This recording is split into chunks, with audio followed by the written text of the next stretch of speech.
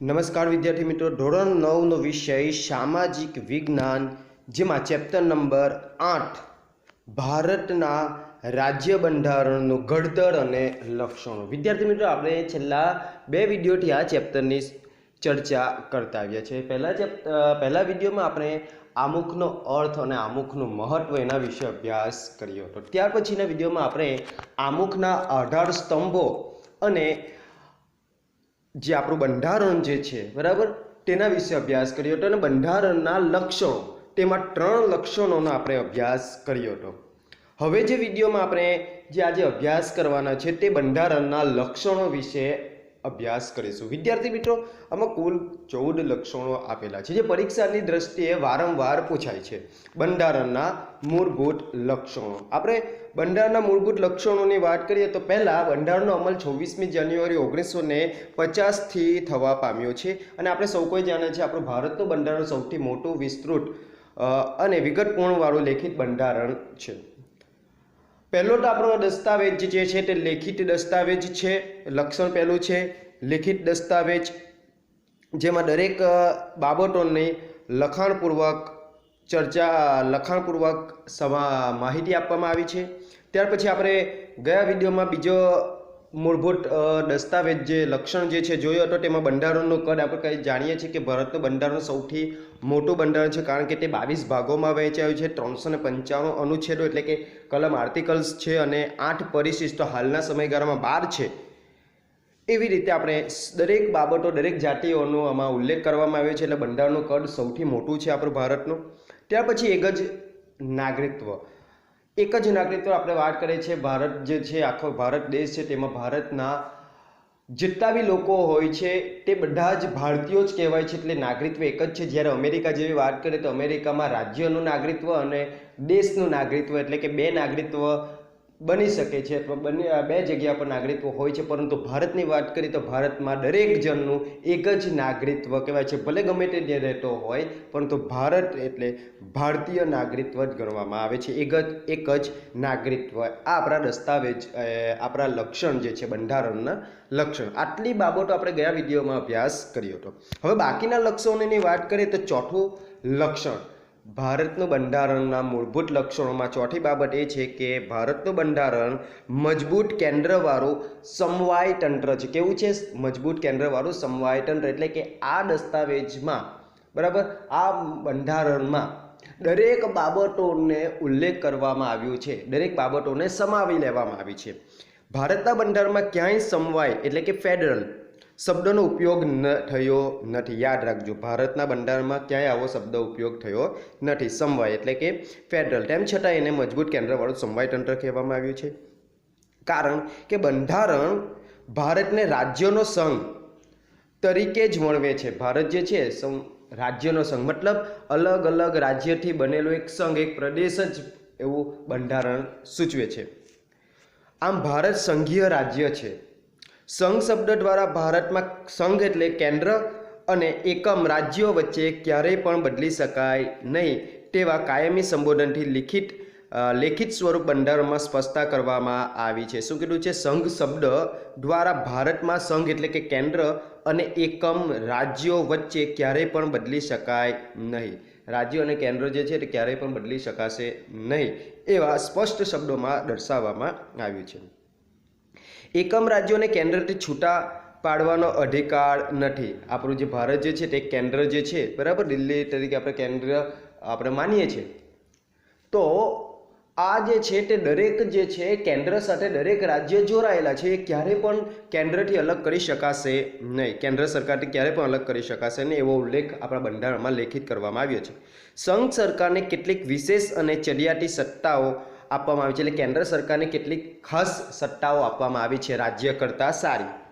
કેન્દ્ર સરકાર અને પ્રાદેશિક રાજ્ય સરકારો વચ્ચે સત્તાની સ્પષ્ટ વહેંચણી કરવામાં આવી છે. કેન્દ્રએ કઈ કામગીરી કરવાની છે, રાજ્યએ કઈ કામગીરી કરવાની છે, તેની વહેંચણી કરવામાં આવી છે, જેથી રાજ્ય સરકાર પોતાનો જ પ્રદેશ ઉપર પોતાના કાર્યક્ષેત્રના અનુસંધાનને પોતાના કાયદાઓ ઘડી શકે છે. રાજ્ય જે છે પોતાના રાજ્યને સુરક્ષિત કરવા માટે અને પોતાના રાજ્યનો વિકાસ કરવા માટે કાયદાઓ ઘડી શકે છે. કેન્દ્ર અને રાજ્યો વચ્ચે સત્તાના વિભાજન થકી બંધારણમાં બક્ષવામાં એટલે કે જણાવવામાં આવેલ સત્તાઓ ભોગવે છે. જે બંધારણમાં એને રાજ્યને સત્તા ભોગવવાની છે એ બંધારણમાં દર્શાવવામાં આવ્યું છે. તે જ સત્તા એ રાજ્ય ભોગવી શકે. સમવાય તંત્રમાં તટસ્થ, નિષ્પક્ષ અને સ્વતંત્ર ન્યાયતંત્ર છે, જે કેન્દ્ર અને રાજ્યો વચ્ચે સત્તા અને કાર્યોના વિભાજનના સંદર્ભે કોઈ મડાગાંઠ ઊભી થાય તો બંધારણનું અર્થઘટન કરી તેનું નિરાકરણ લાવવાની કામગીરી કરે છે. જો કેન્દ્ર અને રાજ્ય વચ્ચે કોઈ પણ પ્રકારના અડચણ આવે, કોઈ પ્રશ્ન ઊભો થાય, કોઈ મુશ્કેલી ઊભી થાય તો તેને બંધારણનું શું કહેવાય સર્વેક્ષણ કરવામાં આવે, એટલે કે બંધારણનું અર્થઘટન કરી દેવાય. એમાંથી નિર્ણય શોધીને એ જે કંઈ પ્રકારનો પ્રશ્ન હોય તેને દૂર કરી શકાય છે. તો ચોથું લક્ષણ હતું મજબૂત કેન્દ્રવાળું સમવાય તંત્ર. ભારતમાં કેન્દ્ર અને રાજ્યો વચ્ચે સત્તાનું સ્પષ્ટ અને વિશદ વિભાજન કરવામાં આવ્યું છે. કોને કઈ સત્તા ભોગવવાની છે તેની વાત કરવામાં આવી છે. તો તેની યાદી પણ બંધારણમાં બનાવવામાં આવી છે. કેન્દ્ર યાદી એટલે કે સંઘ યાદી, કેન્દ્ર સરકારે કઈ કઈ કામગીરી કરવાની છે. આ સંઘમાં કેન્દ્રમાં કુલ 97 જેટલા વિષયોનો સમાવેશ કરવામાં છે. એના ઉપર સંપૂર્ણ દેખરેખ કામગીરી કોણ કરશે? કેન્દ્ર સરકાર કરશે. જેવી કે કાયદો ઘડવાની સંપૂર્ણ સત્તા સંસદ ધરાવે છે. સંરક્ષણ સંસદ એટલે જેમાં લોકસભા લોકો બેસે છે તેની વાત કરવામાં આવી છે.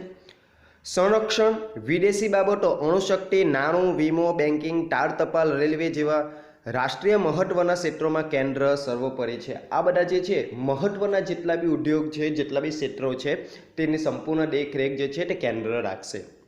રાજ્યોની યાદી કઈ છે? રાજ્યોમાં કુલ 66 વિષયોનો સમાવેશ કરવામાં આવ્યો છે. એમાં કાયદો ઘડવાની સંપૂર્ણ સત્તા રાજ્યોની ધારાસભા એટલે કે વિધાનસભા ગૃહો ધરાવે છે.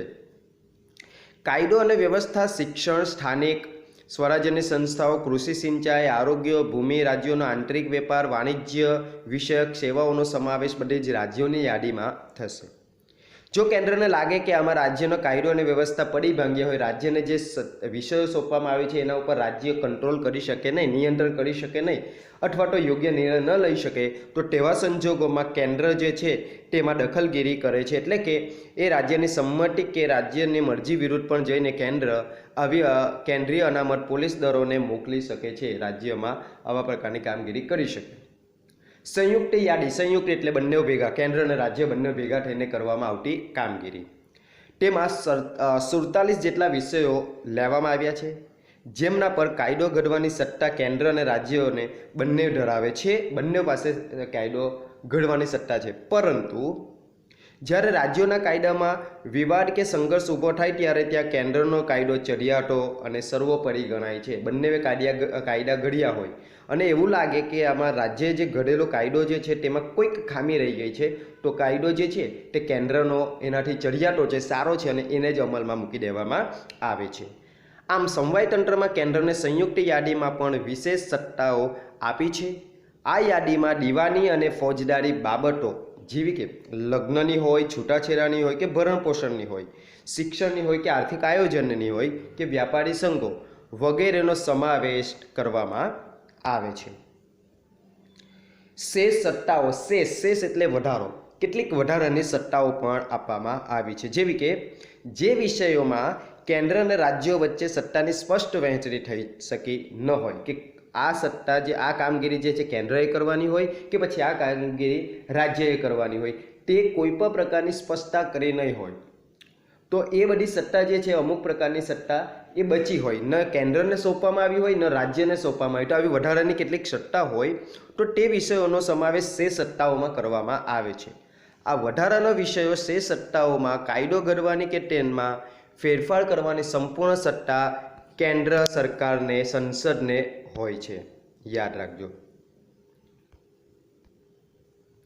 ભારતમાં કેન્દ્ર અને રાજ્યો વચ્ચે નાણાકીય સાધનોની પણ વહેંચણી કરવામાં આવી છે.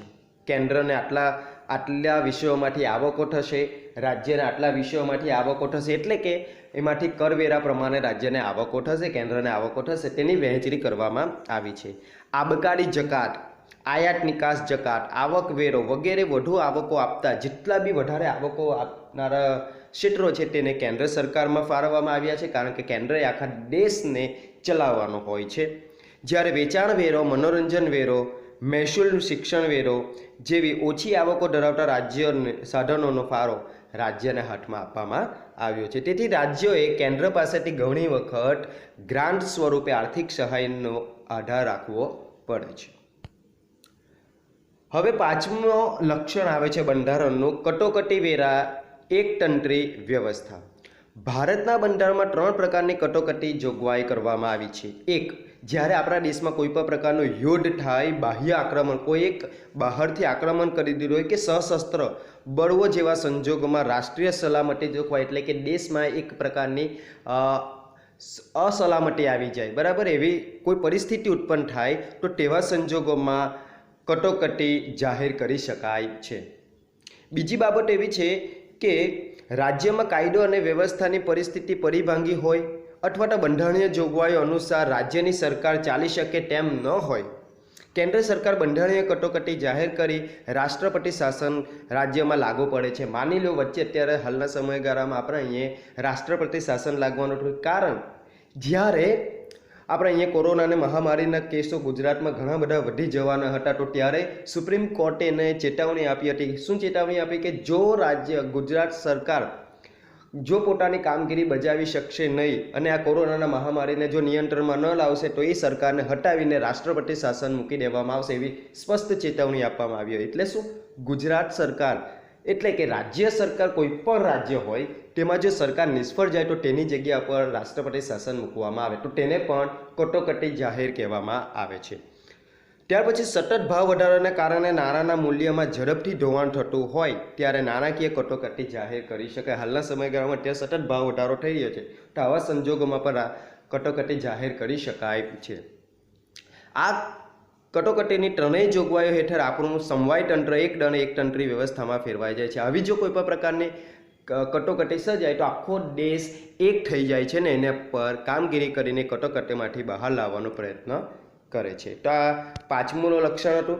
ત્યાર પછી 6થું લક્ષણ છે દ્વિગૃહી પ્રથા।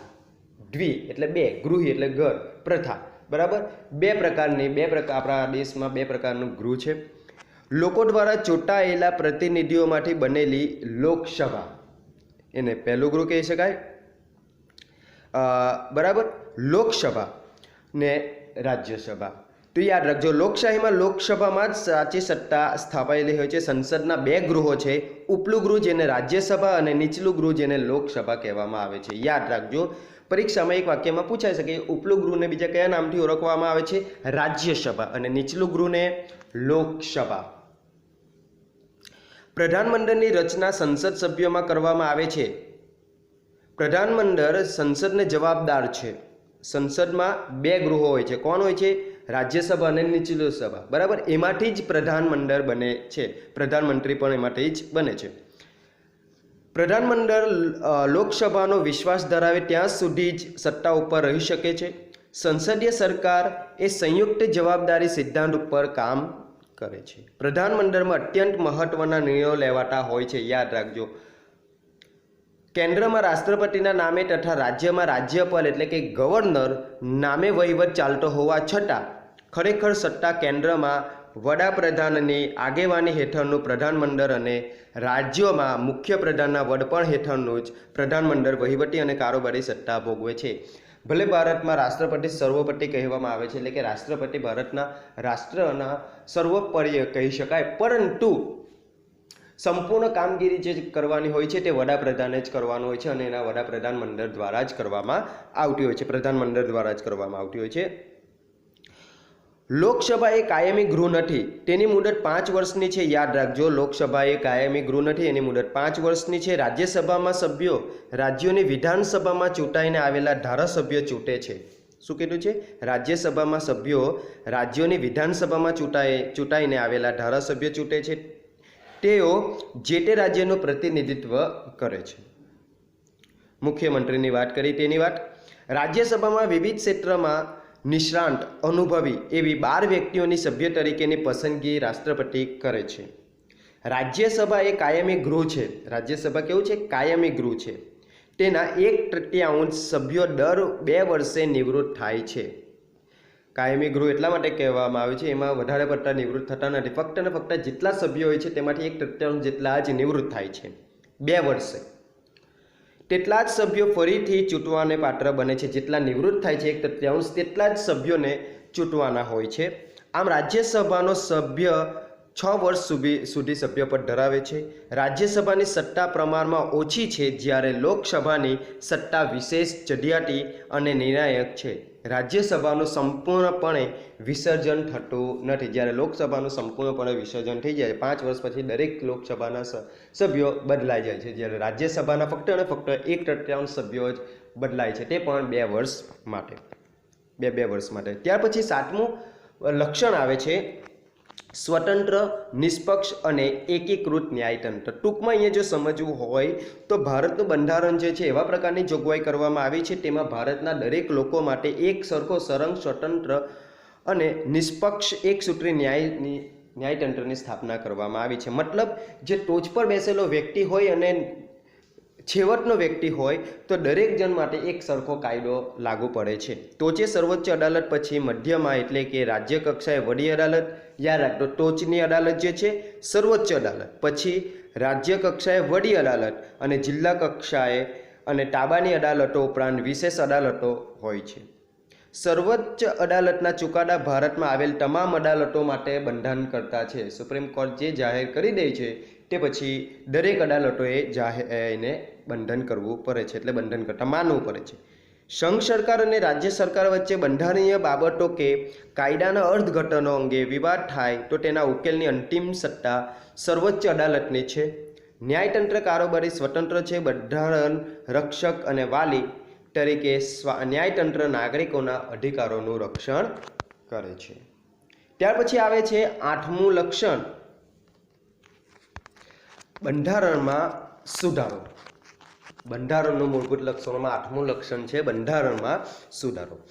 ભારતીય બંધારણ અન્ય દેશોના બંધારણ કરતાં પરિવર્તનશીલ છે. સમયને ધ્યાનમાં રાખી અથવા તો કોઈ એવા સંજોગો ઉપજે તો તેને ધ્યાનમાં રાખીને કેટલાક બંધારણમાં ફેરફાર કરવામાં આવે છે. તો એ પણ ફેરફાર આપણા બંધારણમાં થાય છે. બંધારણમાં ફેરફારની કલમોને 3 ભાગમાં વહેંચવામાં આવે છે. યાદ રાખજો, ભલે ગમે તેવા સંજોગો આવે કે પછી ગમે તેવી પરિસ્થિતિ થાય કે ગમે તેવો સમય આવે તો આડેધડ બંધારણમાં સુધારો કરી શકાતું નથી. બંધારણમાં સુધારો કરવા માટે પણ બંધારણમાં કલમ દર્શાવી છે અને એ કલમના આધારે જ બંધારણમાં સુધારો કરી શકાય છે. બાકી બંધારણમાં કોઈ પણ પ્રકારના ફેરફાર કરી શકાતા નથી. એ જ ફેરફારો કરી શકાય, એ જ સુધારો કરી શકાય જે વ્યક્તિના હિતમાં હોય, દરેક જણના, ભારતના દરેક નાગરિકના હિતમાં હોય તેવા જ ફેરફારો. કલમો જોઈ લઈએ. 3 ભાગમાં વહેંચવામાં આવી છે આ 3 કલમોને. 1. અમુક જોગવાઈઓમાં સંસદના હાજર અને મત આપતા સભ્યોની યાદી બહુમતીથી સુધારો કરી શકે. જ્યારે કોઈ પણ પ્રકારનો કાયદો ફેરફાર કરવો હોય, બંધારણમાં સુધારો કરવો હોય તો સંસદમાં જેટલા 2 ગૃહો, ઉપલું ગૃહ અને નીચલું ગૃહ એટલે લોકસભા અને રાજ્યસભાના સભ્યોની બહુમતી મળે ત્યારે જ સુધારો કરી શકાય. બીજી બાબત એવી દર્શાવવામાં આવી છે, એટલે કે શરત કલમ એવી દર્શાવવામાં આવી છે કે અમુક જોગવાઈમાં સંસદના બંને ગૃહોની કુલ સંખ્યા, સભ્યોની કુલ સંખ્યા બહુમતી અને હાજર તેમજ મત આપતા સભ્યોની 2/3 સ્પષ્ટ બહુમતીથી ફેરફાર થઈ શકે. એનો મતલબ શું થયો કે સંસદની વાત કરીએ કે લોકસભા અને રાજ્યસભામાં જેટલા બી સભ્યો હોય છે બંનેઓનો ભેગા કરી દેવામાં આવે. એ બંનેને ભેગા કરીને એમાંથી જેટલા લોકો હાજર હોય જે સમય દરમિયાન તેમાંથી 2/3 જેટલા સભ્યોની બહુમતી લઈને ફેરફાર કરી શકાય. ત્યાર પછી ત્રીજી કલમ શું છે? બંધારણના અમુક ભાગમાં સુધારો કરવા માટે સંસદના બંને ગૃહોની કુલ સભ્ય સંખ્યાની બહુમતી તેમજ હાજર અને મત આપતા સભ્યોની 2/3 બહુમતી ઉપરાંત અડધા કરતાં વધુ ઘટક રાજ્યોની વિધાનસભા ગૃહોની મંજૂરી જરૂરી છે. આવી જો કોઈ પણ પ્રકારની બાબત થાય તો જ બંધારણમાં સુધારો કરી શકાય. ટૂંકમાં બંધારણમાં સુધારો કરવા માટે આ 3 કલમોનું પાલન કરવું અનિવાર્ય છે. કેન્દ્ર અને રાજ્યોના આંતરસંબંધો કે ઉચ્ચ ન્યાયતંત્રના માળખામાં સુધારો કરવાનો હોય ત્યારે કુલ રાજ્યોના ઓછામાં ઓછા અડધા રાજ્યોની સંમતિથી કરી શકાય છે. ન્યાયિક ચુકાદાના આધારે પણ સંસદ દ્વારા બંધારણમાં સુધારો કરવામાં આવે છે. બંધારણના મૂળભૂત માળખામાં ફેરફાર કરી શકાય નહીં. યાદ રાખજો, ફક્ત બંધારણમાં અમુક પ્રકારના કાયદાઓમાં સુધારો કરી શકાય, પણ જેનું માળખું રચવામાં આવ્યું છે બંધારણનું મૂળ માળખું છે તેમાં કોઈ પણ પ્રકારનો સુધારો કરી શકાશે નહીં. બંધારણની ઘણી બાબતોમાં સંસદની સાદી બહુમતીથી સુધારો કરી શકાતો હોવાથી બંધારણ સુપરિવર્તનશીલ અને લચીલું ગણાય, પરંતુ કેટલીક બાબતોમાં બંધારણમાં સાદી બહુમતીથી સુધારો કરી શકાતો નથી. રાજ્યોના અનુમોદન વગર એટલે કે રાજ્યની સલાહ વગર શક્ય ન હોવાથી તેટલા અંશે તે દુષ્કાળ છે. આ બંનેનું મિશ્રણ ભારતીય બંધારણનું આગવું લક્ષણ છે.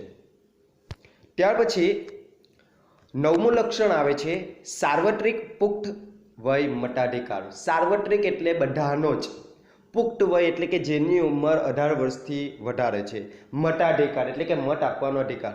ટૂંકમાં આપણા બંધારણે એવું દર્શાવવામાં આવ્યું છે કે ભારતના બંધારણમાં 18 વર્ષની ઉંમરના તમામ નાગરિકોને કોઈપણ પ્રકારના જાતિ, ધર્મ, લિંગ, શિક્ષણ, આવક, કોમ, મિલકત, જન્મસ્થાન કે કોઈપણ પ્રકારના ભેદભાવ કર્યા વગર એક સરખો મત આપવાનો અધિકાર આપવામાં આવ્યો છે. ભારતનો નાગરિક હોવાને કારણે તે આ મત અધિકાર ધરાવે છે. મતાધિકારને કારણે લોકશાહીમાં પ્રત્યેક નાગરિકને ચૂંટણી સમયે પોતાની પસંદગીના ઉમેદવારોને મત આપીને ચૂંટવાનો અધિકાર છે અને ચૂંટણીઓમાં યુવા મતદારોની ઉત્તરોત્તર વધતી સંખ્યા, સજાગતા, ઉમળકો, મતદાન જાગૃતિના કારણે મતદાનનું વધેલું પ્રમાણ, આમ રાજકીય ક્ષેત્રે યુવાઓની સક્રિયતા એ લોકશાહીની પરિપક્વતા અને સફળતાની નિશાની છે. 10મું લક્ષણ આવે છે ધર્મનિરપેક્ષતા. ધર્મનિરપેક્ષતા એટલેનો અર્થ થાય છે બિન સાંપ્રદાયિકતા. બિન સાંપ્રદાયિકતાનો અર્થ થાય છે સર્વ ધર્મ સમભાવ, એટલે કે સર્વ ધર્મ એક સમાન, બધા જ ધર્મની દ્રષ્ટિ એક સરખી. કોઈ ધર્મ બીજા ધર્મથી ઊંચો નથી કે કોઈ ધર્મ બીજા ધર્મથી નીચો નથી, એવો કોઈ પણ પ્રકારનો ભેદભાવ કરવામાં આવશે નહીં. તેને બિન સાંપ્રદાયિકતા કહી શકાય, સર્વધર્મ સમભાવ. આ અંગે પણ અગાઉ આપણે આમુખમાં અભ્યાસ કર્યો જ છે. ભારતીય બંધારણમાં સર્વધર્મ તરફ સમાન દ્રષ્ટિ અને સમાન આદરભાવનો સ્વીકાર થયો છે. રાજ્ય દ્વારા કોઈ પણ ધર્મને ઉત્તેજન કે ટેકો નહીં આપી શકાય. રાજ્યને પોતાનો કોઈ ધર્મ કે સંપ્રદાય નથી. રાજ્ય તટસ્થ છે, બધા માટે એક સરખું જ છે. રાજ્ય દ્વારા કોઈ પણ ધર્મને ઉત્તેજન નહીં આપે. ભારતીય બંધારણ કોમી પક્ષપાત કે ધાર્મિક બાબતોથી પર છે. બંધારણ જે છે કોઈ પણ પ્રકારની કોઈ કોમનો પક્ષ લેતી નથી. રાજ્ય કોઈ પણ નાગરિક પ્રત્યે ધર્મના આધારે ભેદભાવ રાખતું નથી. ધર્મના અનુયાયીઓએ પોતાની પસંદગીની ધર્મ માન્યતા, શ્રદ્ધા અને આસ્થા અનુસરવાનું, ધર્મનું પાલન કરવાની, પ્રચાર પ્રસાર કરવાનું સ્વતંત્રતા બંધારણમાં આપી છે. બંધારણમાં શું આપ્યું છે? જેને પણ પોતાનો ધર્મ, જે ધર્મ પાળવો હોય તે પાળી શકે, પ્રચાર કરવો હોય તો કરી શકે, પ્રસાર કરવો હોય તો પ્રસાર પણ કરી શકે, પરંતુ કોઈ પણ ધર્મને કોઈ પણ દાબ દબાણથી કોઈ પાસે ધર્મ પરિવર્તન કરાવી શકશે નહીં. જો એવા પ્રકારનું કામગીરી કરશે તો એ બંધારણની દ્રષ્ટિએ એ ગુનેગાર બનશે. ભારતીય બંધારણ ધાર્મિક લઘુમતીઓ કેટલાક વિશેષ અધિકારો અને સવલતો આપવામાં આવી છે. સમાન નાગરિક ધારાની જોગવાઈ માર્ગદર્શક સિદ્ધાંતોમાં સમાવી આમ બાબતોનો ધર્મનિરપેક્ષ રાજ્યને ઘોષિત કરે છે. ત્યાર પછી આવે છે અદાલતી સમીક્ષા. 11મું લક્ષણ છે અદાલતી સમીક્ષા. અદાલતી સમીક્ષા બંધારણનું વિશિષ્ટ લક્ષણ છે. સંઘ અને રાજ્યો દરેક પોતાના કાર્યક્ષેત્રોમાં જ રહીને કામ કરી કે વહીવટ કરે છે એ જોવાની સત્તા અદાલતને સોંપવામાં આવી છે. સંસદની સત્તાઓને અવગણ્યા વગર અદાલતી સમીક્ષા વિશેના સિદ્ધાંતો વચ્ચે એક સુમેળ સ્થાપવાનો પ્રયાસ બંધારણમાં કર્યો છે. સંસદે કે ધારાસભાએ ઘડેલા કાયદાઓ અને બહાર પાડેલા આદેશો, વટહુકમો, અદાલતી ચુકાદાઓ અને બંધારણ સુધારાઓની સમીક્ષા કરવાની સત્તા અદાલતને આપવામાં આવી છે. અદાલતે જો એમ ખાતરી થાય કે ઘડવામાં આવેલ કાયદાઓ, સુધારા કે બહાર પાડેલા હુકમો બંધારણની મૂળ જોગવાઈઓ સાથે સુસંગત નથી તો તે અદાલત ગેરબંધારણીય ઠેરવીને રદબાતલ જાહેર કરી શકે છે. ટૂંકમાં આ એક પ્રકારનું એવા પ્રકારનું લક્ષણ છે બંધારણનું કે જે કોઈ પણ પ્રકારનો કાયદો કરવામાં આવ્યો હોય કે કોઈ પણ પ્રકારની સમીક્ષા કરવામાં આવી હોય તો એ અદાલતને એવું જણાય કે આ કાયદો જે છે તે કોઈક કોમ, કોઈ જાતિ, કોઈ ધર્મને ભેદભાવ કરે છે અથવા તો એ નુકસાન કરે છે, તો તેવા સંજોગોમાં અદાલત વટહુકમ પાડીને આદેશો આપીને આવા કોઈ પણ પ્રકારના ગેરવર્તણૂક થતા કામગીરીને દૂર કરી શકે છે. આ અદાલતનું કામગીરી છે. અદાલત આપણા બંધારણમાં એ અદાલતની સમીક્ષાનું લક્ષણ પણ એક મહત્વનું છે. અદાલતને આવી સત્તા આપવામાં આવી છે. ત્યાર પછી 12મું લક્ષણ છે મૂળભૂત હકો અને ફરજો. ભારતના લોકો એક સ્વતંત્ર રાષ્ટ્રના નાગરિક તરીકે ગૌરવપૂર્ણ જીવન જીવી શકે તે માટે બંધારણે શું કર્યું છે? મૂળભૂત હકો આપ્યા છે. દરેકને હકો આપ્યા છે, દરેક ભારતના નાગરિકોને. સર્વાંગી વિકાસની સાથે રાષ્ટ્રના વિકાસ માટે જરૂરી સ્વતંત્રતાની ખાતરી સાથે હકો અને ફરજો એ લોકશાહી સમાજની મૂડી છે. બંધારણીય ઇલાજોનો હક તથા 6 થી 14 વર્ષ સુધીના બાળકોને ફરજિયાત શિક્ષણનો હક પણ આપણા બંધારણમાં જ આપવામાં આવ્યો છે. આપણા કેટલાક ફરજો છે. આપણી ભારત દેશના નાગરિક છે તો ભારત દેશના નાગરિક પ્રમાણે આપણી કેટલીક ફરજ છે તે બંધારણે આપણને જણાવી છે. તેની સાથે સાથે આપણને ભારતમાં જન્મ લીધો છે તો ભારતના નાગરિક તરીકે કેટલાક ભારત તરફથી આપણને બંધારણે હક આપ્યા છે. બરાબર, તો આ એક લક્ષણ છે. ત્યાર પછી 13મું લક્ષણ છે રાજ્ય નીતિના માર્ગદર્શક સિદ્ધાંતો. લોકોના રક્ષણ સલામતીની સાથે કલ્યાણ સાધવાનો એટલે કે લોકોનો વિકાસ સાધવાનો પ્રયાસ રાજ્યએ કરવાનો છે. રાજ્યો એવા પ્રકારની નીતિનું ઘડતર કરવાનું છે કે રાજ્ય શાસનમાં રાજ્ય નીતિના માર્ગદર્શક સિદ્ધાંતો માર્ગદર્શન આપે. તેથી પણ તે સિદ્ધાંતો માર્ગદર્શક સિદ્ધાંતો કહેવાય. રાજ્યને એક પ્રકારનું માર્ગદર્શન આપે કે જેના થકી રાજ્યમાં રહેનારા લોકોનો વિકાસ થાય, કલ્યાણ થાય, સુખી થાય. ત્યાર પછી છેલ્લું લક્ષણ છે બંધારણનું પછાત વર્ગો અને આદિજાતિઓ માટેની જોગવાઈઓ. સમાજના પછાત વર્ગો કે પછાત જાતિઓ કે વંચિત સમુદાયોના ઉત્કર્ષ અને તેઓને સામાન્ય પ્રવાહમાં ભેળવવા માટે સક્ષમ બનાવવા માટે ભારતના બંધારણમાં વિશેષ જોગવાઈઓ કરવામાં આવી છે. જે પછાત વર્ગના લોકો જે છે, બરાબર, તે લોકોને અન્ય એટલે ભારતના જે ઉજરિયાત લોકો કહી શકાય તે લોકો સાથે ભેળવવા માટે, એ લોકો જેવા સામાન્ય માણસો બનાવવા માટે બંધારણમાં કેટલીક જોગવાઈઓ કરવામાં આવી છે કે જેના થકી એ લોકોને પણ એક પ્રકારનું માન સન્માન રીતે ભારતના નાગરિક છે તે રીતે જીવન જીવી શકે. ધારાગૃહોમાં સ્થાનિક સ્વરાજ્યની ચૂંટણીઓમાં કે રાજકીય પ્રતિનિધિત્વ પૂરું પાડે તે માટે આવા વર્ગોને અનામત બેઠકો ફાળવવામાં આવે છે. સરકારી નોકરીમાં કે પછી શિક્ષણ સંસ્થાઓમાં પ્રવેશમાં પણ કેટલીક અનામત રાખવામાં આવે છે કે જેના થકી એ લોકો જે છે આપણી વસ્તીમાં ભળી જાય અને સમાન તક મળે. પછાત જાતિના બાળકોને શિક્ષણ માટે કેટલીક શિષ્યવૃત્તિ, સવલતો, ફી માફીની સગવડો, લાભ, હકારાત્મક ભેદભાવો કે રક્ષણાત્મક ભેદભાવની નીતિનો ખાસ પ્રબંધ બંધારણમાં કરવામાં આવ્યો છે. તો આ હતા બંધારણના મૂળભૂત લક્ષણો.